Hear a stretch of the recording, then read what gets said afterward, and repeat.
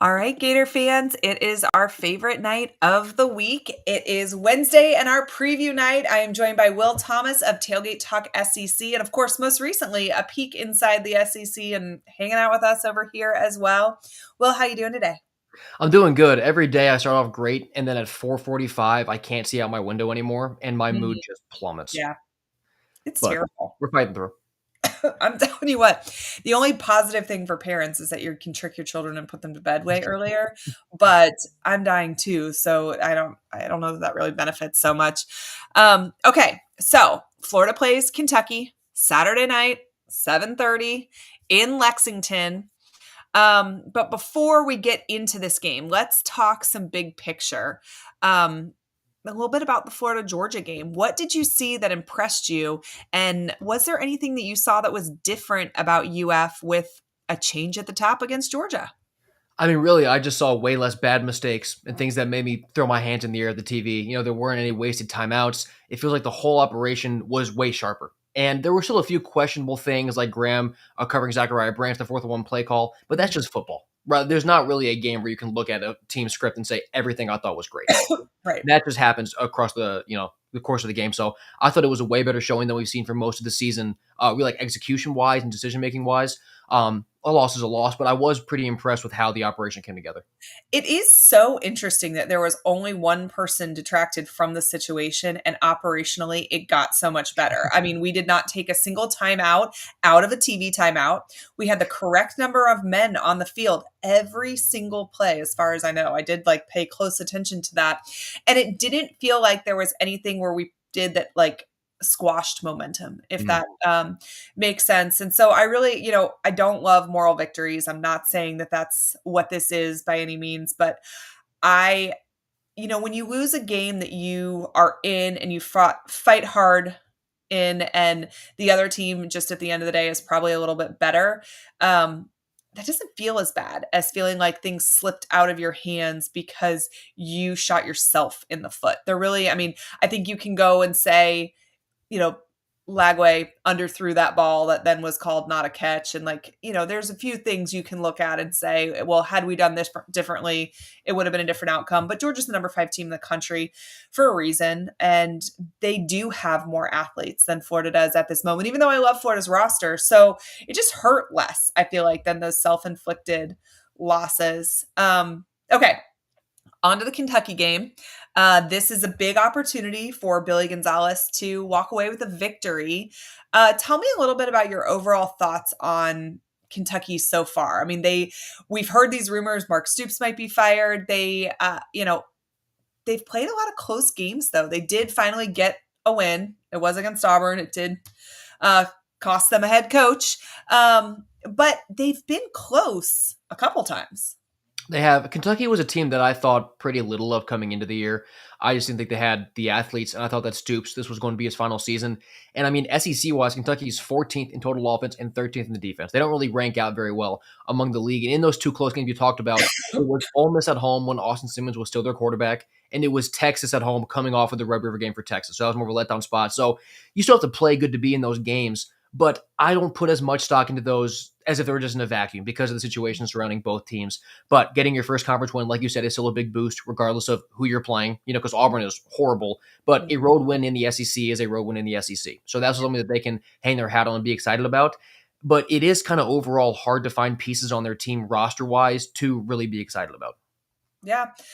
Okay, well, talk a little bit about Cutter Boley because that is somebody that Kentucky is excited about. How he has progressed throughout the season so far. He doesn't have a whole lot of weapons, but he's starting to put things together.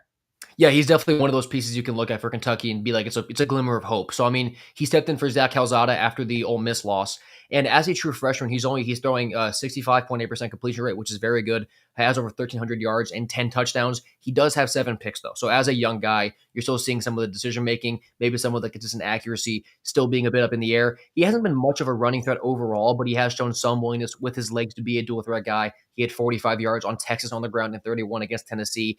And there's a lot of excitement around him really just being as a homegrown quarterback. He's from Kentucky, Mhm. a sort of a familiar guy to watch where he came up, and a potential quarterback of the future if he can get some help around him. Well, and that help around them. Is there any weapons or targets for Kentucky that Gator fans should pay attention to? So, I mean, the main guy is Seth McGowan. He's their senior running back. He's carried the ball 114 times already this year, punched it in 7 times, getting 4.6 yards per carry. Other guy, Dante Dowdell, also at running back. He has 82 carries, only scored once, but he's averaging 4 yards per carry. Those are really their two big weapons because in the passing game, you're not seeing a whole lot of dynamic playmakers. Really, it's just tight ends through the air. Willie Rodriguez and John Caddis have 15 and 14 catches respectively, but they're 2 and 3 on that team in receiving yards. Number one is Kendrick Law at receiver. He came in from Alabama this past season. He has 30 catches and 3 scores, averaging 11.7 yards per catch. So he can be kind of explosive. We saw that at Bama. We've seen him a little bit at Kentucky also. But there's not really a ton to work with overall from a skill player perspective for Boley and Kentucky. Okay, so let's move away from skill players. Let's talk about Kentucky's offensive line. Is this a place that UF has a significant advantage? I think it definitely is because PFF grading out Kentucky's offensive line, they're 52nd in the country in pass blocking, which is fine, but they're 95th blocking the run, which my note just says gross. Like that's for an SEC team, you really want to be higher up in the ranks than that. Because Florida's defense, they're 21st in run defense, so that'll be a big matchup for them. They're 104th in pass rushing. So Florida's weakness does kind of line up with Kentucky's weakness here, and their strength with a relative strength. So Kentucky's running game, I do think, should be pretty limited. And we've seen Florida's lack of pass rush be apparent in the context of just a pass rush, but it hasn't really been killing them defensively. It's a weird anomaly this year with a lack of a pass rush, but the defense still playing pretty well. So I do think on the defensive line, there's a pretty big advantage for the Gators.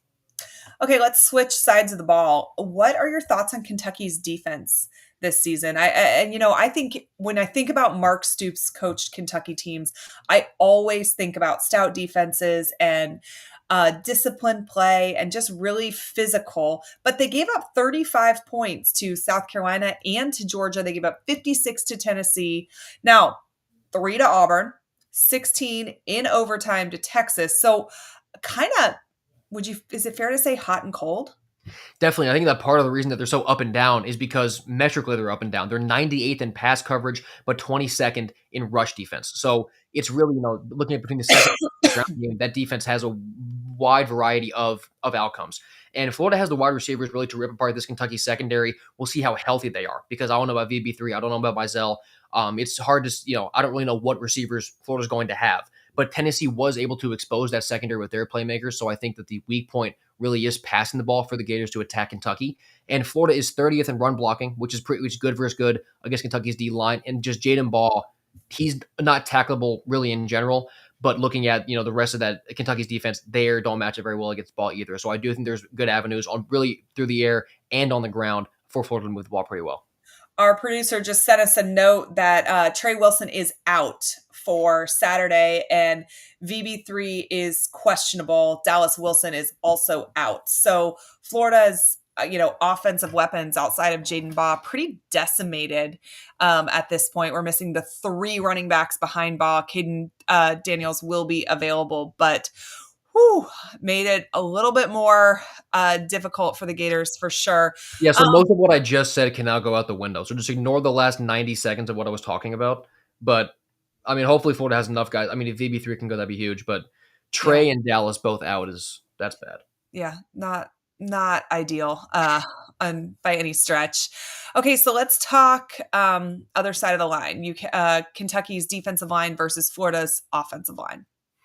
Yeah, so Kentucky they have a top 20 pass rushing grade in the country. Like the defensive line, it's not full of names that you're going to hear as like these guys are incredible on the defensive line, but they just do really well. They're just a bunch of kind of no names who eat you alive. They have 9 guys who have a sack on the year, and Florida's pass blocking grade is just okay. So I do think that Kentucky, if they get Florida in passing downs, they can have some pretty good success on the front lines. And in terms of run defense, it's kind of good versus good between the ability to stop the run and Florida to block it. So I think you'll kind of see the advantage in the running game for Florida really be like what I said, with just Jaden Ball being the best player in that situation. Because Florida's offensive line, I'm not sure they're going to really be able to move Kentucky in the running game. But passing-wise, I think they have a bit of an advantage towards Kentucky, really. Yeah. What do you think UF fans, which now I'm concerned about this injury report, but what do you think UF fans should be the most concerned about with this Kentucky team? Yeah, outside of the lack of playmakers now, it's if their front seven can cause havoc, because we've seen how bad Florida's offense can be when they're off schedule, when DJ is pressured, when they're behind the sticks. Like that's been nightmare scenario for the Gators. So if that happens on the road, because Kentucky fans, that environment isn't great, they're going to be up for the Florida game.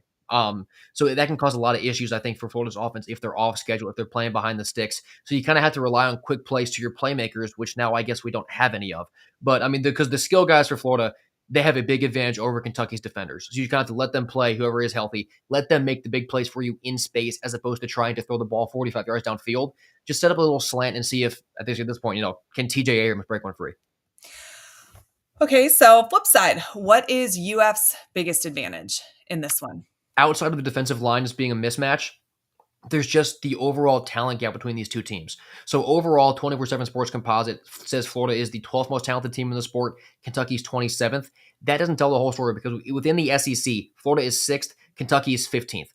So SEC teams just basically, for the rest of the country, they have more talent than most other schools. So looking within conference really gives you that sense of where these teams are compared to each other talent-wise, because Kentucky has 53 3-stars on their roster, which are most of the group. Florida has 52 4 and 5 stars. Like the Gators just have way better athletes and way more players who can really make a difference. So they have to kind of just rely on their guys to get things done. Don't get cute. Don't get fancy. Let your better athletes be the better athletes.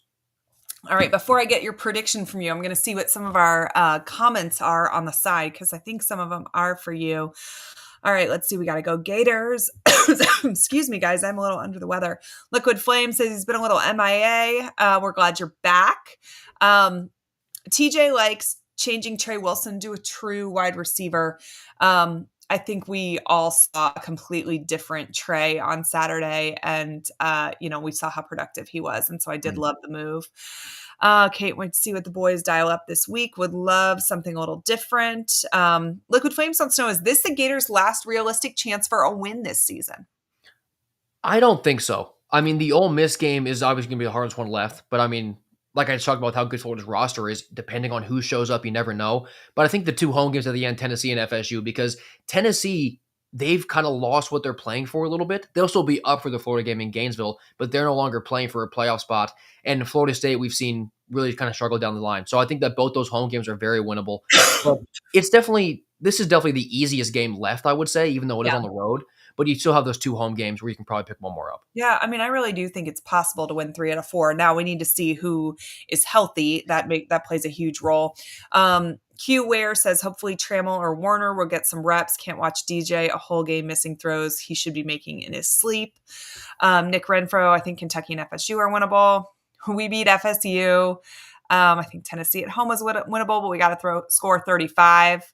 Might want to look at the injury list and see who's out. There's a lot of talent not playing. This might be a Kentucky win with all the players we're missing, which, just we were talking about. I think it's interesting. Are the cops outside? No, my giant inflatable ghost is still out there. My husband or the teenager has yet to take it down, and that's a blue job, which means it happens outside the house, so that is not my wheelhouse. Mizell is listed as questionable. I feel like UF has had a lot of questionable players move to out. We didn't see a ton move from questionable to available, so maybe that trend will change, but that has not been the trend of this season so far. Okay, well, prediction time. What you got? Yeah, so I think we're going to get a boring game here. And that was even before all these receiver injuries came out. I mean, the total is 43.5, which is the lowest among any SEC game this week. I mean, Florida's defense just has way better athletes than Kentucky's offense. And that's an offense that hasn't gotten the 24 points this year outside of the Tennessee game when it was a lot of just garbage time touchdowns. And Kentucky's front seven, I do think, can cause some issues for Florida. And now Florida's going to be down some more playmakers. So I am going to rock with the Gators, but like 20-13. I think this is really low scoring. You don't see a whole lot of action. Touchdowns are really at a premium. So I'll say Florida by about a score, but like 20-13, Gators get it done. Okay, before we play our more or less game with Sleeper, I'm going to ask you this last question that somebody just asked. Okay, it's not related to this game, but if we don't get Kiffin, who is your number 2 and number 3? Or, is it a coordinator? What you got? My number 2 is Jed Fish. He's a guy who went to Florida, but really the biggest reason that I have Fish, aside from just building up Arizona and now Washington, if Lagway decides to leave because of a new coach, maybe it doesn't fit, DeMond Williams at Washington is an absolute stud at quarterback. So I think that if Fish comes to Florida, Williams will follow him. So with Fish, I'm kind of ruling out any possibility of not knowing you have a great quarterback. So, I mean, Fish, I think, lines up because of the program he went to Florida, but also just the talent I think he can bring. I think Fish is up there. And I I'm a fan of James Franklin as my number 3 because I think having that baseline of can you get us 9 wins every single year, like that's a good deal. And obviously, I know the complaints about him not winning the big game. That's why he's number 3 for me. I have him above Drinkwitz, I think, just because he has that established floor. So I'd go Kiffin at 1, Fish at 2, probably a decent gap, then Franklin at 3. I saw the best tweet today. It's talking about, Virginia Tech is making a play for Mhm. Franklin. And it talks about Virginia Tech experiencing Jimmy Sexton as like a caveman seeing fire for the first time. And it's hysterical because, apparently they thought this was going to be a deal that they were able to get done in just a day or two. And they have been struggling, but he may be off the market very soon. Mhm. So, I would assume he would go into a holding pattern if he thought Florida was a legitimate option for him. But it's going to be interesting to see. Okay. I first want to say thank you to Sleeper for their support. Use code PEAK, that's PEEK, for 100% match up to $100. And for the month of November, if you've been waiting to make a deposit, get a free $20 entry by using our code PEAK on the Sleeper app, PEEK. Terms and conditions apply, so see Sleeper's terms of use for more information. It is time, drum roll, for our more or less game. Okay, I'm going to name a player, yardage. You're going to tell me more or less for all of you guys watching at home. Thank you for whoever told me to feel better. I do not feel good right now. Okay. Cutter Boley, more or less than 207.5 yards passing. I'm going to say less because Florida's defense has the athletes to cover really well, even if they don't get home for any sacks. And Bowley's only beaten that number in SEC games against Tennessee, who is a worse pass defense than Florida, Texas, who's also worse, and Georgia, who's within 5 yards of Florida's on average. So Bowley hasn't really done it against defenses of the caliber of Florida's. And I think that the Gators secondary is going to pick with those receivers and limit any big plays. All right. We will go to Lagway, more or less than 231.5 yards passing. I had written down more But under now the you don't assumption we always were put going to have our receivers. So now I'm going to say less because without Trey, even if you do get Vernell and Mizell back, that's still guys who might not be 100%. You don't want to put too much on them. So I'll go now. I think it's going to be a run heavy attack. Despite Kentucky's weakness really being that secondary as opposed to their front seven, Florida seems like now they're going to have to go with the ground game. So I'll say less now for Lagway. All right. We've talked about him a lot this show. Seth McGowan, more or less than 57.5 yards rushing. I'm going to say less because he started off the year really strong. In his first 4 games, he ran for 78, 93, 104, and 112. Then he was less than 100%, and now he's gone for 44, 45, 53. I think the Gators' run defense is good enough to really keep him down, and also Dante Dowdell will get enough carries, enough action to keep McGowan less than 57.5. All right. Other side of the ball, Jaden Baugh, more or less than 78.5 yards rushing. I had more written before the injuries. Now I'm even more confident in them more. I think I'm really this can be like pattern based because his last 4 games he ran for 107, 65, 150, 72. So he's due for like a good old 125 this week, it seems like. Kentucky is solid against the run at the point of the block, but nobody can really tackle ball consistently. And now he'll be the emphasis. So I'll go more for Jaden Baugh. Well, I had written down more or less for Trey Wilson, but I guess I'm going to just give you this with the less. It was more or less than 55.5 yards receiving, which if he was playing, I would be going with the over on this. Mm-hmm. Yeah, I had written down depends on the availability report, not because I thought he'd be out, but because I didn't know if VB and Mizell would be back. But yeah, so now I'll take a pretty easy less on Trey, unfortunately. All right. Last one. Jaden Baugh, more or less than 0.5 anytime touchdown. I'm going to say more. He's such a great go-to guy at the goal line. When the passing windows shrink, everything gets tighter. We saw it against Georgia. I think we'll see it again here today. If you get close to the goal line, just run the ball, let him get in the end zone. Run the ball. All right, Will, we appreciate you so much hanging out with us. Tell everybody where they can argue with you on social media and listen to your work. Yeah, I'm at W Thomas Sports on Twitter or X and Tailgate Talk SEC on YouTube, podcasts, everywhere else. Doing a lot of coaching carousel stuff, and I got a lot of people upset with me for who I'm saying is going where. So come fight with me about that. All right. Well, very good. We appreciate you joining us tonight. Have a good rest of your evening. Thanks, Allie. You too. All right, Gator fans. I'm going to try to make it through the rest of this live. Got a lot of coughing going on, but this game, Saturday, 7:30 at night, under the lights at Kroger Field. It's going to be on the SEC Network. Currently, Florida is favored by 3, and the over-under is 45.5. So I'm going to talk to you guys a little bit about keys to victory for Kentucky, for Florida, and then some things that I really are looking to see from our Gators.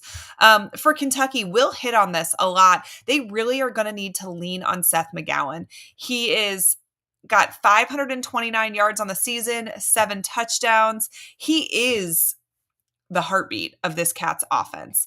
A 25 plus carry night keeps the Gators front seven honest. It keeps the clock moving, which is something that Kentucky will be looking to do.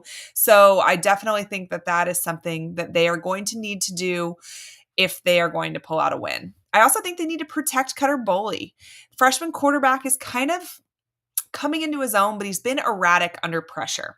Their offensive line must neutralize Florida's edge rushers. They need to shorten his reads.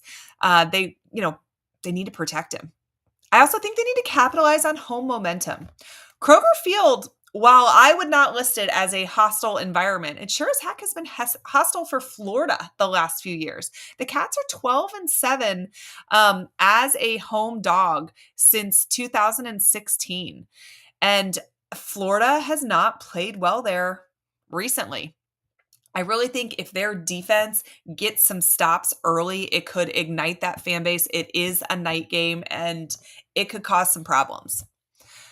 I think their defense is going to need to create some confusion for DJ Lagway. Mixed coverages, disguised blitzes, and force Lagway into late throws that could potentially flip field position. I do feel like if you force him into uncomfortable situations, that's where mistakes can happen. They're going to have to force UF to make some mistakes if they're going to figure out a way to pull out a win. And piggybacking on the making mistakes, they got to steal a possession. They need a big special teams play or an interception, a muff punt, something. And that could swing a one possession game, which is looking like this could be a really close game just based on the number of people that UF has out right now. Momentum swings like that in a one possession game can be the difference maker. Now let's talk about Florida's keys to victory. I think we saw last week Florida play a really clean game, and I think that that's going to need to continue. Florida is 3-9 against the spread in its last 12 games as a road favorite.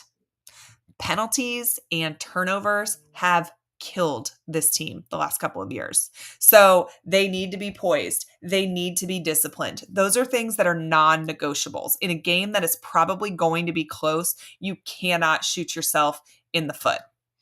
And, once we saw the injury report, this makes this statement even more obvious, but they need to feed Jaden Baugh. He has 683 yards and 5 scores. When he gets 20 plus touches, UF's offense hums. When you think about all of the wide receivers that are on that injury report, they are going to need a big day from Jaden Baugh, which, is going to mean a big day for Florida's offensive line as well. And then I would like to see them let Lagway get comfortable early. Quick reads, rollouts, and RPOs that can build rhythm and limit negative plays against a Kentucky defense that is opportunistic, even though I wouldn't call them one of the fiercest that Florida has played this year. And then they need to win on third downs. Offensively, they have to sustain drives. And then conversely, defensively, they've got to force punts. Florida has to flip last week's 5 for 14 third down mark. Now, it's going to be against an easier opponent, so hopefully that will happen. But they have got to do better on third down, both on offense and on defense. And then they got to finish drives. They can't settle for field goals. Touchdowns inside the red zone are going to separate this team from Kentucky late. All right, so that's my 5 keys to victory for the Gators, but there's some things that I need to see from this team too. First of all, energy from kickoff. And Billy Gonzalez brings some juice. I don't know if you saw him on the sidelines against Georgia, but I feel like he brings the correct amount of sideline enthusiasm that Gator fans are always looking for. And this team needs to reflect his sideline juice. And then they got to stay composed in crunch time.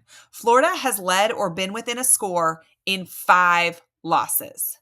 Closing time execution has got to improve.